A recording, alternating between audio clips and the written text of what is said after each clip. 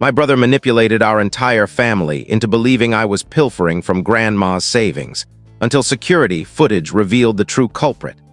I should have suspected trouble when Lucas started acting kind toward me. For 23 years, Lucas had made my existence a nightmare. He was the family's pride and joy, a standout athlete, a straight-A scholar, the child who could never falter in our parents' eyes.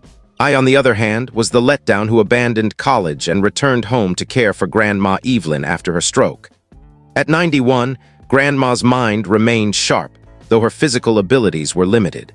I'd settled into her spare room to assist with daily chores, grocery runs, doctor visits, organizing her pills. She'd wake at dawn, craving tea, often forgetting she'd already asked me twice. Some days she'd insist on wearing her Sunday best to therapy sessions. Other times, she'd eat nothing but shortbread cookies. Yet I cherished her deeply. She was the only one who never saw me as a failure. Her guest room became my haven. Grandma let me paint it a soft olive shade and cover the walls with my amateur photos. She even got me a modest desk for my freelance design work, mostly social media graphics for local shops. It wasn't flashy, but it was mine. She never judged my unconventional journey. "Success isn't about dazzling others," she'd say as we watched her afternoon dramas. "It's about serving those who count." Her words would later prove more profound than we could have known. Growing up, Lucas mastered the art of framing me while playing innocent. In grade school, he'd break things and stash the evidence in my bag.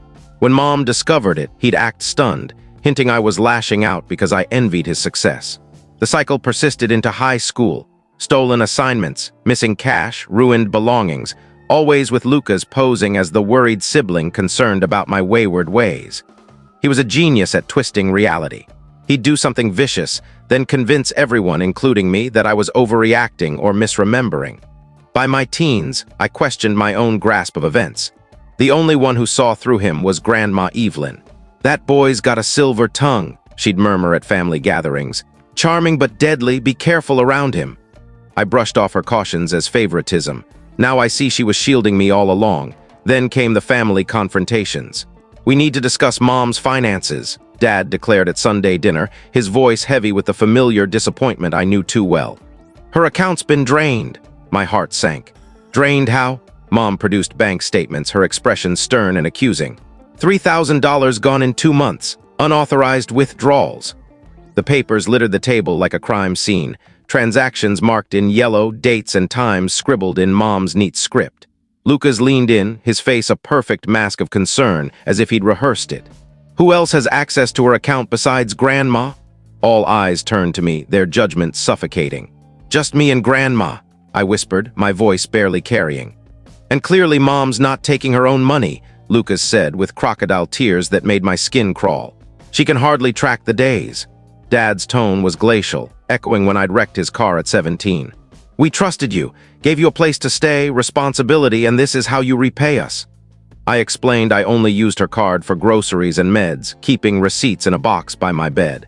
But the evidence looked damning.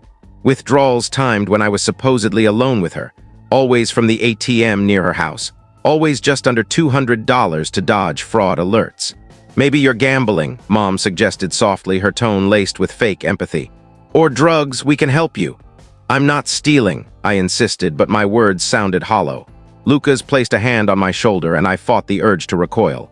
"Admitting the problem is the first step," he said.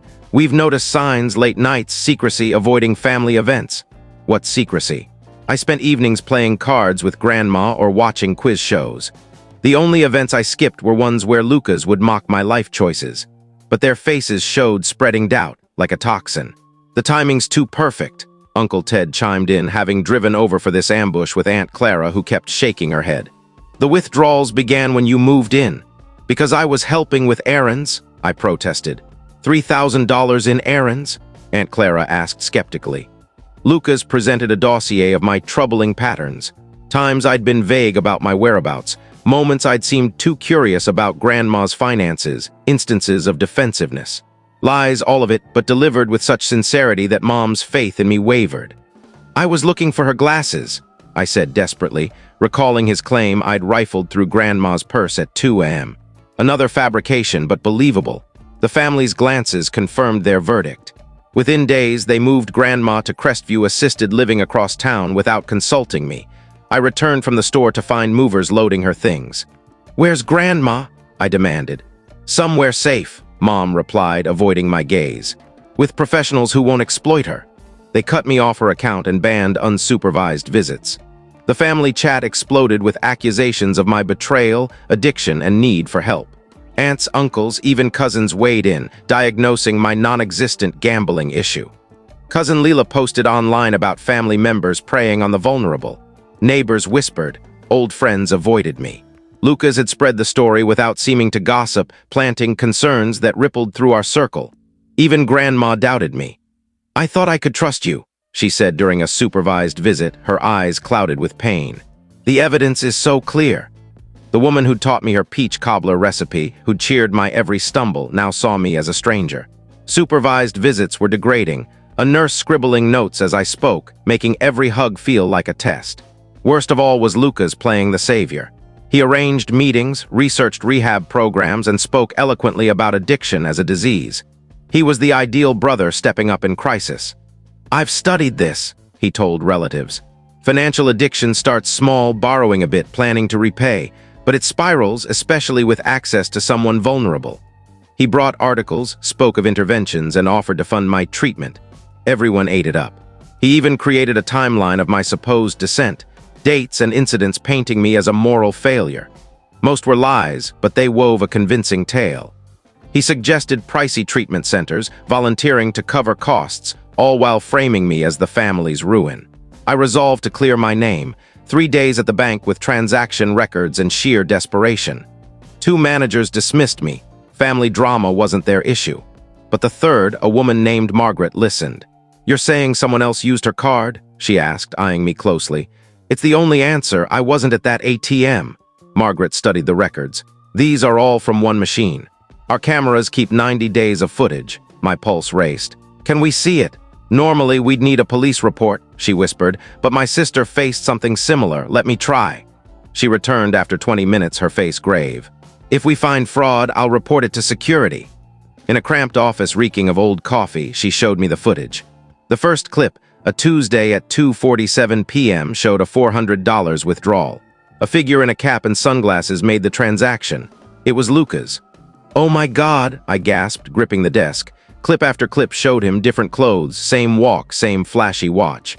He'd used a duplicate card, timing withdrawals to frame me. "How'd he get her card?" I asked, stunned. "He'd need her PIN and details," Margaret said. It clicked. Lucas had set up Grandma's online banking, noted her PIN, and stored her card in the kitchen for safety. He'd planned this for months. Margaret gave me video copies and transaction logs. The bank's fraud system had flagged the withdrawals but hadn't acted since they stayed under limits. "He was careful," she said, "but not careful enough." With evidence in hand, I went to the police. Detective Harper, a weary man in his 50s, initially brushed it off. Family issues usually resolve themselves. But the screenshots changed his tune. He and Officer Daniels reviewed the evidence, confirming elder abuse, identity theft, and fraud. They uncovered more. Lucas had applied for credit cards using Grandma's address, redirected her social security checks to a PO box, and researched reverse mortgages. His deception was vast. "Don't tip him off," Harper warned. "We need his statement first."